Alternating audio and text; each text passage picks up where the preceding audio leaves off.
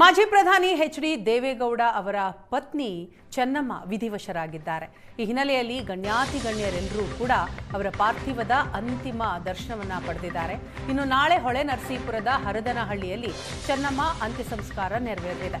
ಭಾರತ ಸರ್ಕಾರದ ಪರವಾಗಿ ಕೇಂದ್ರ ಸಚಿವ ಪ್ರಹ್ಲಾದ್ ಜೋಶಿ ಅಂತ್ಯಕ್ರಿಯೆಯಲ್ಲಿ ಭಾಗಿಯಾಗಲಿದ್ದಾರೆ. ಕೇಂದ್ರ ಸರ್ಕಾರದ ಪರವಾಗಿ ಭಾಗಿಯಾಗುತ್ತೇನೆ ಅಂತ ಪ್ರಹ್ಲಾದ್ ಜೋಶಿ ಹೇಳಿದ್ದಾರೆ. ಚೆನ್ನಮ್ಮ ನಿಧನದಿಂದ ಮಾಜಿ ಪ್ರಧಾನಿ ದೇವೇಗೌಡ ಅವರಿಗೆ ಆಘಾತವಾಗಿದೆ. ಪ್ರಧಾನಿಗಳ ಪರವಾಗಿ ನಾನು ದೇವೇಗೌಡರಿಗೆ ಸಂತಾಪ ಸೂಚಿಸಿದ್ದೇನೆ ಅಂತ ಹೇಳಿದ್ದಾರೆ. ಭಾರತ ಸರ್ಕಾರದ ಪರವಾಗಿ ಸನ್ಮಾನ್ಯ ಪ್ರಧಾನಮಂತ್ರಿಗಳ ಪರವಾಗಿಯೂ ಸಹಿತ ನಾನು ಇವತ್ತು ಅವರಿಗೆ ಶ್ರದ್ಧಾಸುಮನಗಳನ್ನು ಅರ್ಪಿಸಿದ್ದೇನೆ. ನಾಳೆ ನಾನು ಭಾರತ ಸರ್ಕಾರದ ಪರವಾಗಿ ನಾನು ಅಂತಿಮ ಸಂಸ್ಕಾರದಲ್ಲಿಯೂ ಭಾಗವಹಿಸ್ತೇನೆ. ಇವತ್ತು ಭಾರತ ಸರ್ಕಾರದ ಪರವಾಗಿ ಸನ್ಮಾನ್ಯ ಪ್ರಧಾನಮಂತ್ರಿಗಳ ಪರವಾಗಿಯೂ ಸಹಿತ ನಾನು ಇವತ್ತು ಅವರಿಗೆ ಶ್ರದ್ಧಾಸುಮನಗಳನ್ನು ಅರ್ಪಿಸಿದ್ದೇನೆ. ನಾಳೆ ನಾನು ಭಾರತ ಸರ್ಕಾರದ ಪರವಾಗಿ ನಾನು ಅಂತಿಮ ಸಂಸ್ಕಾರದಲ್ಲಿಯೂ ಭಾಗವಹಿಸ್ತೇನೆ. ಇವತ್ತು ಭಾರತ ಸರ್ಕಾರದ ಪರವಾಗಿ ಸನ್ಮಾನ್ಯ ಪ್ರಧಾನಮಂತ್ರಿಗಳ ಪರವಾಗಿಯೂ ಸಹಿತ ಇದು ಕೇಂದ್ರ ಸಚಿವ ಪ್ರಹ್ಲಾದ್ ಜೋಶಿ ಅವರ ಮಾತು. ಮಾಜಿ ಪ್ರಧಾನಿ ದೇವೇಗೌಡ ಅವರ ಧರ್ಮಪತ್ನಿ ಚೆನ್ನಮ್ಮ ನಿನ್ನೆ ಹೃದಯಾಘಾತದಿಂದಾಗಿ ಕೊನೆಯುಸಿರೆಳೆದಿದ್ದಾರೆ. ಭಾವುಕರಾಗಿದ್ದಾರೆ. ದೇವೇಗೌಡರು ಕಣ್ಣೀರಿಡ್ತಾ ಇದ್ದಾರೆ. ಸರಳತೆ ಹಾಗೂ ಧೀಮಂತಿಕೆಗೆ ಹೆಸರು ದೇವೇಗೌಡರ ಪತ್ನಿ ಚೆನ್ನಮ್ಮ. ಯಾರೇ ಮನೆಗೆ ಬಂದರೂ ಕೂಡ ಪ್ರತಿಯೊಬ್ಬರಿಗೂ ಊಟ ಮಾಡಿಸೇ ಕಳಿಸ್ತಾ ಇದ್ರು ಅಂತ ಎಲ್ಲರೂ ಮಾತನಾಡ್ತಾ ಇದ್ದಾರೆ. ಗೌಡರ ಕುಟುಂಬದ ಬೆನ್ನೆಲುಬು ಚೆನ್ನಮ್ಮ ದೇವೇಗೌಡರ ಜೊತೆಗಿನ ಕೊನೆಯ ದಿನಗಳ ದೃಶ್ಯ ಏಷ್ಯಾನೆಟ್ ಸುವರ್ಣ ನ್ಯೂಸ್ನಲ್ಲಿ.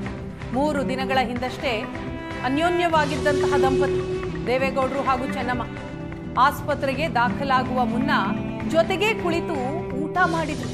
ಆ ವಿಡಿಯೋ ಏಷ್ಯಾನೆಟ್ ಸುವರ್ಣ ನ್ಯೂಸ್ನ ಬಳಿ ಇದೆ. ನೀವು ನೋಡ್ತಾ ಇದ್ದೀರಿ.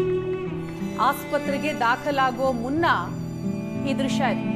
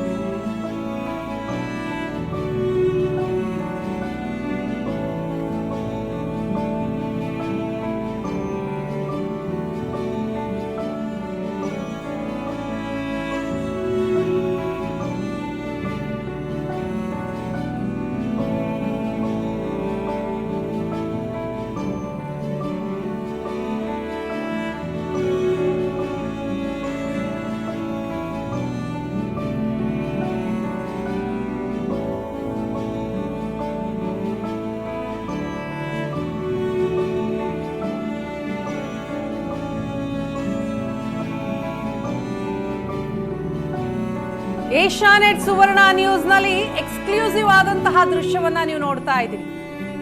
ಚೆನ್ನಮ್ಮನವರು ಆಸ್ಪತ್ರೆಗೆ ದಾಖಲಾಗೋ ಮುನ್ನ ಕೇವಲ 3 ದಿನಗಳ ಹಿಂದೆ ದೇವೇಗೌಡರು ಹಾಗೂ ಚೆನ್ನಮ್ಮ ದಂಪತಿ ಎಷ್ಟು ಅನ್ಯೋನ್ಯವಾಗಿದ್ರು ಅನ್ನೋದನ್ನ ಸಾರಿ ಸಾರಿ ಹೇಳ್ತಾ ಇದೆ ಈ ವಿಡಿಯೋ. ಜೊತೆಗೆ ಊಟ ಮಾಡ್ತಾರೆ ಇಬ್ರು ಕೂಡ. ಊಟದ ನಂತರ ಹಣ್ಣು ತಿನ್ನೋದಿಕ್ಕೆ ದೇವೇಗೌಡರು ಒತ್ತಾಯ ಮಾಡ್ತಾರೆ ಚೆನ್ನಮ್ಮ ಅವರಿಗೆ. ಆಗ ಬಾಳೆಹಣ್ಣು ತಿನ್ನುವಂತಹ ಸಂದರ್ಭ ಅವರೇ ಸಹಾಯ ಮಾಡ್ತಾರೆ. ಆಸ್ಪತ್ರೆಗೆ ದಾಖಲಾಗೋ ಮುನ್ನ 3 ದಿನಗಳ ಹಿಂದಿನ ಅನ್ಯೋನ್ಯವಾಗಿದ್ದಂತಹ ದಂಪತಿಯ ಎಕ್ಸ್ಕ್ಲೂಸಿವ್ ದೃಶ್ಯ ಇದು. ನಿಜಕ್ಕೂ ಭಾವನಾತ್ಮಕ ಕ್ಷಣ. ಚೆನ್ನಮ್ಮ ಹಾಗೂ ದೇವೇಗೌಡರು 72 ವರ್ಷಗಳ ಕಾಲ ಜೊತೆಗೆ ಇದ್ದಂಥವ್ರು. ವೈವಾಹಿಕ ಜೀವನ 72 ವರ್ಷಗಳ ಕಾಲದ್ದು ಎಲ್ರಿಗೂ ಕೂಡ ಮಾದರಿ. ಶ್ರೀಮಂತ ಕುಟುಂಬದಿಂದ ಬಂದಂತಹ ಚೆನ್ನಮ್ಮ ಒಂಚೂರು ಕೂಡ ಅಹಂಕಾರ ಇಲ್ಲ. ಗಂಡನಿಗೆ ಸದಾ ಬೆನ್ನೆಲುಬಾಗಿದ್ದಂಥವ್ರು ಚೆನ್ನಮ್ಮ. ನೋಡ್ತಾ ಇದ್ದೀರಿ ಎಕ್ಸ್ಕ್ಲೂಸಿವ್ ದೃಶ್ಯ. ಕಾಲಿಗೆ ನಮಸ್ಕಾರ ಮಾಡ್ತಾರೆ. ಇಂಥ ಇಳಿ ವಯಸ್ಸಿನಲ್ಲೂ ಕೂಡ ಗಂಡನ ಬಗ್ಗೆ ಅಷ್ಟೊಂದು ಕಾಳಜಿ. ಊಟದ ನಂತರ ಗಂಡನ ಕಾಲಿಗೆ ನಮಸ್ಕರಿಸ್ತಾರೆ. ಅವರ ಒಂದು ಬಯಕೆ ಇತ್ತು, ಅದೇ ರೀತಿ ಈಗ ಆಗಿದೆ. ಮುತ್ತೈದೆಯಾಗಿಯೇ ನಾನು ಸಾಯ್ಬೇಕು ಅನ್ನೋದು ಅವರ ಕೊನೆಯ ಆಸೆ ಆಗಿತ್ತು. ಹಲವು ನಾಯಕರು ಇದನ್ನ ಹೇಳ್ಕೊಂಡಿದ್ದಾರೆ ಮಾಧ್ಯಮದ ಮುಂದೆ. ಚೆನ್ನಮ್ಮ ನಿಜಕ್ಕೂ ಕೂಡ ಪ್ರತಿಯೊಬ್ಬರಿಗೂ ಮಾದರಿ ಹೆಣ್ಣು ಮಗಳು.